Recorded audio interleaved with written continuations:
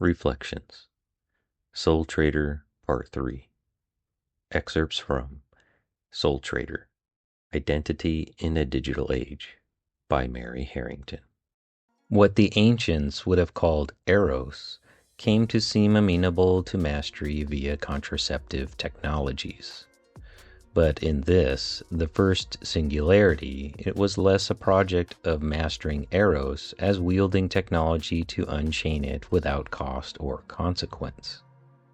These interventions, it was hoped, might unshackle sexual desire from those social asymmetries baked into differential male and female reproductive roles, and enable a broader liberation and utopian re-engineering of desire as such. In its wake, too, a new tech-enabled feminism flourished, whose most radical visionaries painted a utopian picture of a world in which embodiment is entirely subordinate to desire. Downstream of the moral, behavioral, and cultural revolution enabled by the pill, whole new industries have flourished in sex, in pornography, in large and small gametes, even gestation itself. And this logic has extended more broadly to the pill's technologization of eros could stand as mentonym for what David Courtwright calls limbic capitalism, an economy grounded in the intentional hijacking and commercial exploitation of human desires and pleasure centers via superstimuli such as junk food and pornography. In other words, what was presented as a liberation of desire has proved, in practice, to represent its capture by industries calibrated to hijacking our most atavistic pleasure and reward systems. Eros has not been freed so much as captured and strip-mined. This capture of eros in turn loosens those aspects of secular selfhood that had previously seemed given and grounded in the body, and the normative social and family roles previously associated with the sexes. It represented a significant unmooring from the givens of our bodies that left many asking, "Who am I really?" This question that looms large over the 20th century, and the Catholic social critic Mary Eberstadt argues that it gained such potency downstream of the solvent impact of the contraceptive paradigm. For in the absence of external givens robust enough to provide answers to that question, it becomes more difficult to experience oneself as a self at all, except in the eyes of those around us, or, failing that, of political and bureaucratic structures.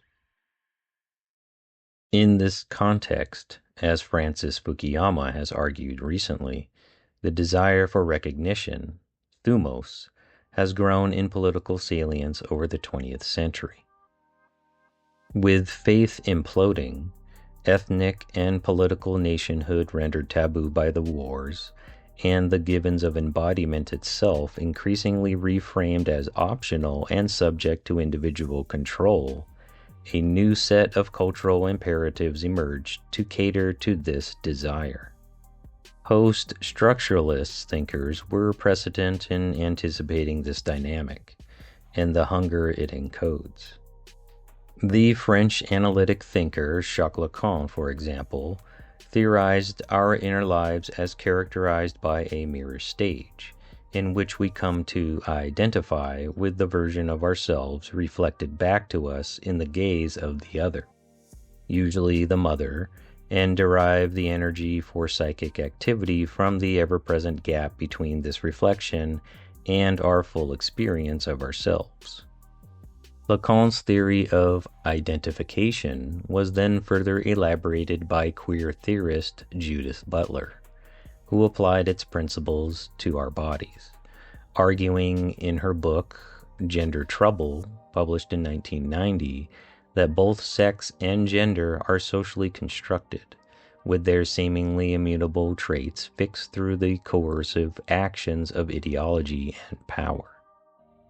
This anxious theory was turbocharged around the turn of the millennium by the digital revolution, one that became near universal with smartphones a few years later. For a while, as Martha Nussbaum pointed out, Butler's 1990 arguments offered little substantive scope for escaping these coercive ideologies, save a kind of defeatist disruption at the margins. But the scope for radical self-reinvention seemed to grow limitless in the Internet's radically dematerialized social spaces. As social interaction diverged from in-person presence, the question, "Who am I?" took on both new urgency and formlessness, while also admitting of new answers. Disembodied interaction appears to grant each individual the power to craft an identity for themselves based solely on inner desire. In the virtual realm, I no longer need to be whatever I wish to be recognized as. I can simply say I am that thing. People have it because of a reason. The reason is that they want to show themselves. Who is anyone to disagree? This was captured in a prescient 1993 New Yorker cartoon in which one dog tells another, "On the internet, nobody knows you're a dog." The most familiar and politically well-established example of this phenomenon is transgender activism. But in theory, the scope for disembodied identity formation is limitless. In the wake of this new era following the digital revolution, a kind of pop butlerism has proliferated within digital subcultures, according to which all one need do is identify as a thing and one is that thing, irrespective of how plausibly this meshes with physical appearance or real-world circumstances. The incongruous juxtapositions that result, such as middle-aged men identifying as 6-year-old girls, became bread-and-butter culture war discourse in the immediate 2010s aftermath of the smartphone singularity. The central powerhouse for the multi-billion-dollar digital economy that emerges from this ferment of online self-creation is the capture and technologization of thumos, the yearning for recognition. This arises from the way the digital revolution dematerializes our social identities. For in practice, it is not enough just to say I am something to feel real and true. My claim requires the assent of those around me. In the bodiless world of the internet, this feels relatively easy to achieve. As it becomes easier to create such virtual identities based supposedly on peer identification, so too it becomes easier to curate an online social group based not on accommodation with those in my physical proximity, such as family or neighbors, but rather with those selected based on interests or affinities. And I think that digital identities and avatars specifically can really enhance our self-perception. Because, for example, when you look at eating disorders and in general mental health condition that have something to do with the perception of ourselves and of our body, the work that you do with your own avatar as your own 3D representation can significantly help you improve your self-perception. Because basically what you can do is you can put your avatar in a situation, almost like a simulated scenario. You can make it go to a meeting or go to a restaurant or go to the beach or whatever, like situations that might be stressful for you in real life. But if you see your own 3D representation doing those things, you can observe the simulation from a safe distance and say, oh, that's actually not that bad. Like my avatar didn't die, so I might be good as well doing those things. And that has a lot of repercussions. There's this very interesting psychological effect. It's called Proteus effect. And basically whatever you do to your avatar, like if your avatar speaks confidently, if your avatar is bold and is able to be his authentic self and is going to meeting and speaking up for himself and doing all these things, if you're able to see yourself as that avatar, so that avatar is your digital representation, the impact on your self-perception in your conscious and subconscious mind is going to be so incredible that people are actually going to experience these positive effects in their own life. Hello, humans. In other words, I can find my people anywhere in the world and associate exclusively with them while dismissing those in my immediate environment as secondary. People have it because of a reason. The reason is that they want to show themselves. I can then receive the recognition I crave for the dematerialized identity I have crafted myself from a dematerialized social group that has no reason not to grant that recognition. I'm in the mood for something dark, but I'm not sure if I want to show you. Show it to me. Of course, this runs into difficulties once attempts are made to map this dynamic onto interactions in the physical world. This has in turn produced new ecosystems of power, money, and political activism ordered to demanding, disputing, or distributing resources in accordance with such abstract forms of identity, the now crowded and bitterly contested terrain of wokeness and contemporary identity politics. I will leave a treatment of that terrain to others.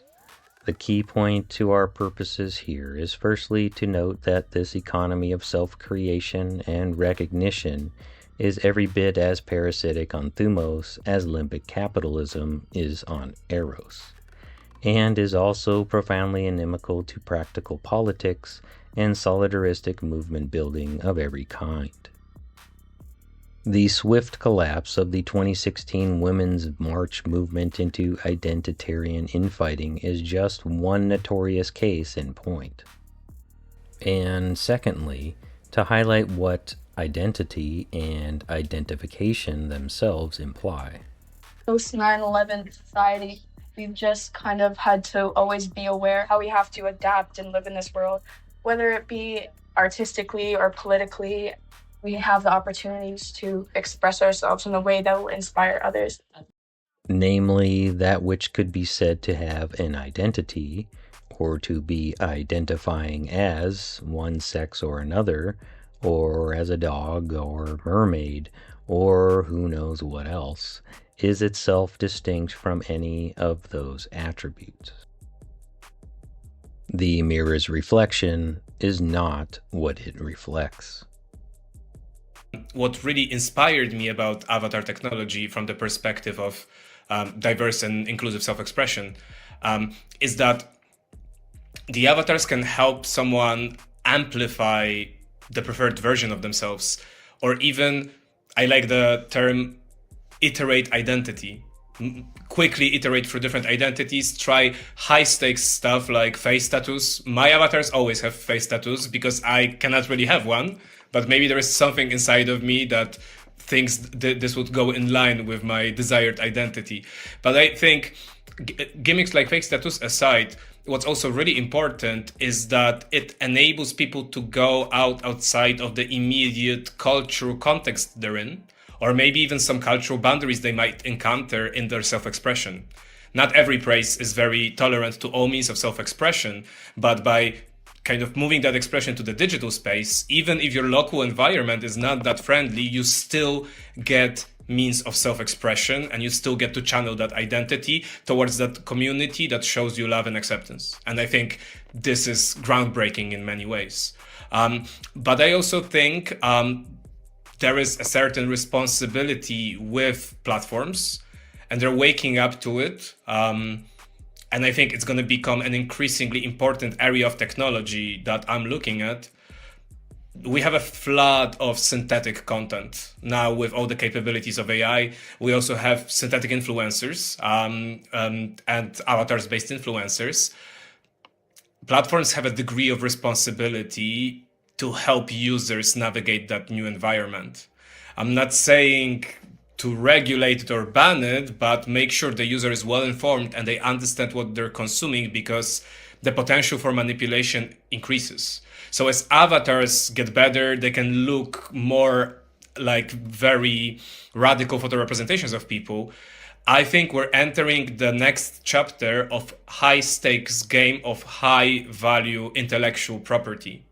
Even as the field in which identity is negotiated has grown ever more minutely analyzed, politicized, and commodified, whatever it is that identifies has receded to some as yet indeterminate vantage point. For whoever desires to save his life will lose it, but whoever loses his life for my sake and the gospel's will save it. For what will it profit a man if he gains the whole world and loses his own soul? Or what will a man give in exchange for his soul? Mark 8, verses 35 to 37.